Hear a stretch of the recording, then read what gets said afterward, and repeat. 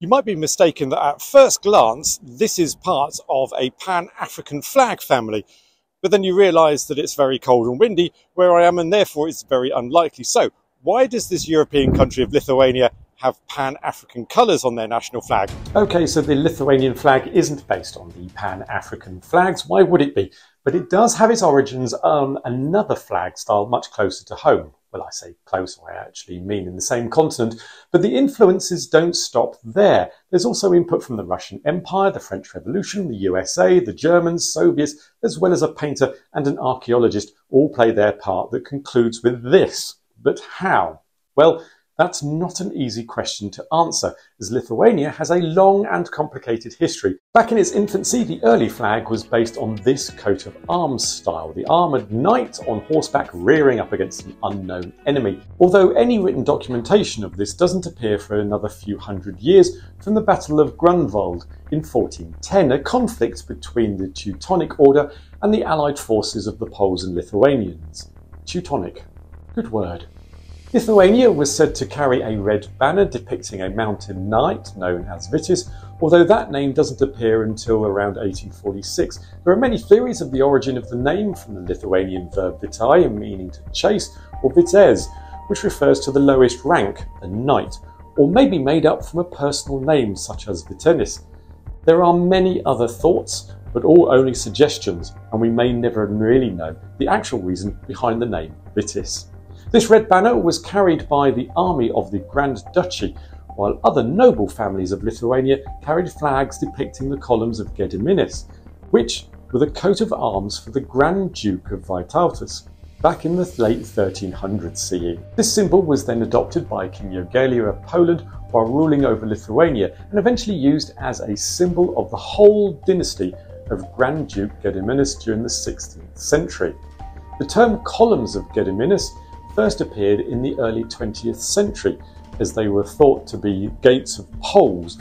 Whatever this symbol really is, it derived locally. But why am I talking about this flag? Well, some early versions of the Vitis had these columns on the shield, and some with the Jogailian double cross, otherwise known as the krivis. These symbols appear interchangeable over the years. The krivis, or Lithuanian cross, is an iconic symbol which dates back to 1386, having first appeared on a shield-shaped seal of King Jogaila. You remember, the Polish king.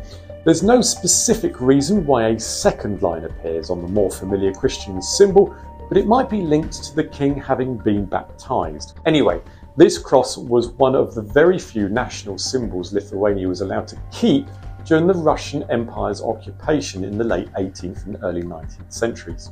In 2008, it was renamed the Cross of Vitis, after the Order of the Cross of Vitis, a Lithuanian presidential award used to celebrate heroic defence of Lithuanians' freedom.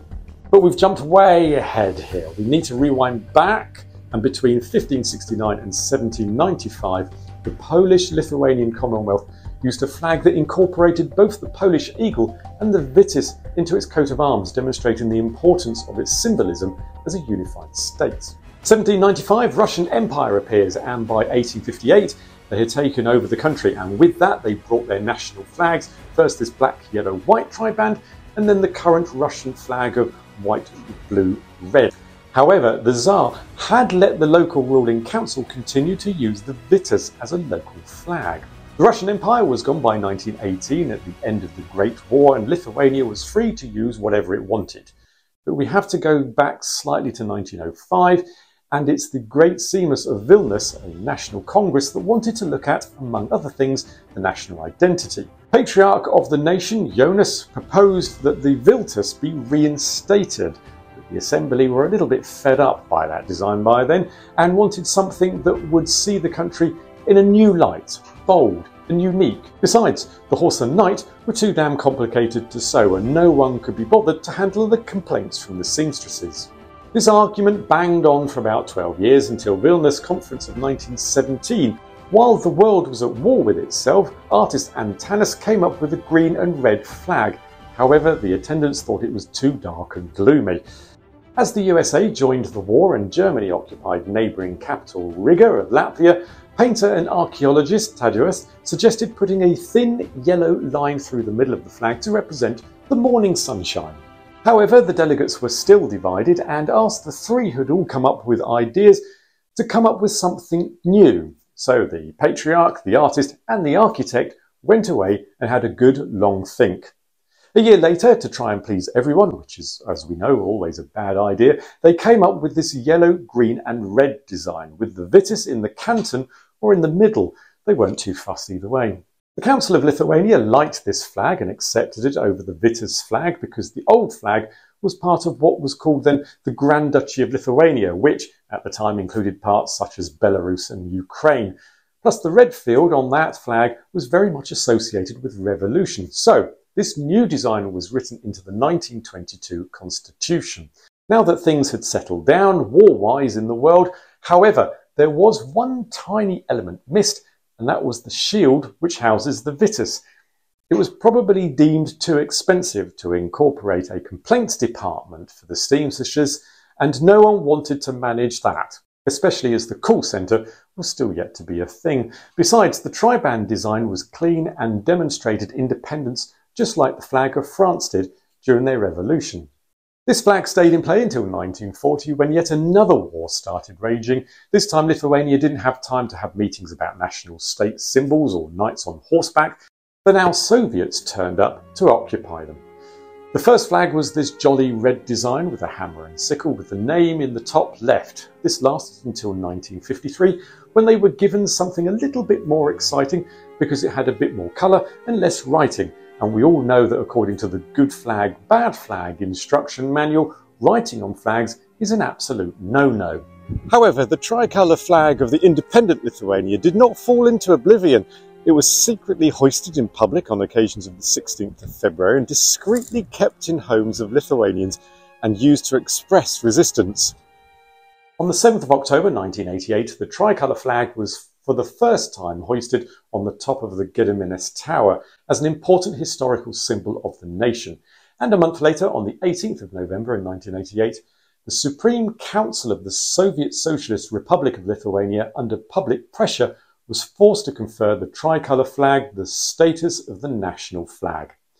The colour standard, but now in the Soviet 1:2 ratio, because obviously that makes all the difference. They were approved by the Presidium of the Supreme Council of the Soviet Socialist Republic of Lithuania on the 25th of January 1989. The colours of the flag, yellow close to orange, intensely green and red close to purple, were reproduced according to the flags of the independent Republic of Lithuania, preserved by museums and private people. In 1992, the constitution of a fully independent Lithuania changed the ratio to 3:5, with the standard flag being 1 metre by 1.7 metres. And yes, I did miss out the minor details of Nazi Germany occupying the land between 1941 and 44, but we can probably do without a certain flag on display. The national flag flies at the top of the Gediminas Tower, which is a barometer of what the country's national flag is, considering that all the other national flags that have been mentioned have been displayed at some point here. The colours: yellow for the sun and prosperity, green for forest, countryside, liberty and hope, while the red is a reminder of those who spilled their blood defending their country. But the story doesn't end there. The Vitis flag, the chap on the white horse, well, he makes a comeback in 2004. The knight and his stallion were given the status of a state flag, called the Historical National Memorial Flag, and can be seen throughout the capital Vilnius today. Hence why I have him on my cap, which is where I bought it from. Oh, and the knight and his horse are also used as the country's naval jack, so now they get to see the world. Ironic that a navy uses a land animal as their jack. Mine is not to reason why. And now Belarus gets involved. How? Well, let me take you back again to the 1905 meeting where the Vitis was rejected, partly because of the links with other countries, one of which being Belarus. Out of interest, here is the 1991 to 1995 Belarusian coat of arms. Looks familiar? That's because part of the country also fell under the Grand Duchy of Lithuania. But that's a whole different story. So who is this knight? Well, it could be Bakunas, a supreme god, or it could be Kovas, who was a god of war. Later on, it is thought to be the Grand Duchy himself, but the flag predated him quite a bit. Whoever he is, he's in battle defending himself and honour. Vilnius, or Vilnius if it was French, which it isn't, World famous for its Baroque architecture, cobbled streets, and the one we all know and love, the neoclassical Gothic Vilnius Cathedral of Anne's Church. The city flag is this rather bold piece of art, and surprisingly, I like it. Why? Well, let's start with what's going on in the middle here.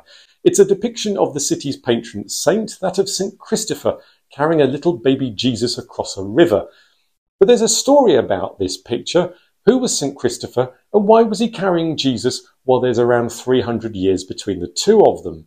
I'm about to tell you in my abridged version of St. Chris's biography. St. Christopher's actual name was Opherus, obviously, and he was the son of a pagan king and a Christian mother who lived, allegedly, in Canaan, Palestine. Opherus was said to have a giant manhood. What? Oh, right. Opherus was said to be giant in stature when he reached manhood. I'm not sure that sounds much better. And wanted to serve only the bravest and strongest leaders. He served various rulers, all pagans, but they didn't quite fit his portfolio. While on his travels, he met a hermit called Babylis, who convinced Opherus to serve Christ. As this was more in keeping of Opherus's remit, he acted as a carrier of Christian pilgrims so they could cross a river with no bridges or boats. One day, while carrying a small child across the water, the child grew heavier and heavier. When they reached the other side, the child informed Opherus that he had been carrying the weight of the planet Earth as well as the one who created it. I look quite good with hair. In the depiction of this, you can see the baby holding an orb which represents the world. Opherus became a committed Christian, baptised by the hermit Babylis, and was given the name Christopher, meaning Christ bearer. You see, behind me is the Church of St. Nicholas, and if you follow me this way, you'll come across the patron saint of St. Vilnius, which is this guy here, St. Christopher. There is also the patron saint of travellers. Now, what St. Nicholas and St. Christopher have got in common, no idea. But it's this guy with baby Jesus that appears on the city flag. There's two forms of this city flag, just to be greedy. One with the full coat of arms, which includes supports on the outside, a wreath which houses the national Lithuanian flag colours, and a motto reading Unity, Justice, Hope, but in Latin, of course. The seal dates back to the 14th century, and this version was adopted after a redesign on the 17th of April 1991, following the end of the Soviet Union occupation a year before. There is the lesser version without all the pomp and ceremony going on all around it. And why do I like this flag? Well, for me, it's the colour. I'm just a fan of the dark red. Love it. That's why I like Qatar over Bahrain. Slightly off-piste, I know. Clashes a bit with the coat of arms, don't you think? But I guess we can't all be perfect. Let me know whether you like it or not in the comments below. The flag has a 2:3 ratio. And for full Vexy nerd details, the deep red, yellow, deep red has a 9:9 ratio. And for sheer entertainment, I've all the Pantone colours in the description below because, why not? Lithuania is just one of 3 countries that make up the Baltics, and to discover the next national flag of the Baltics, click here to understand how people wrapped up in a white sheet while bleeding everywhere ended up being a national symbol. Gruesome, I know. Bon voyage.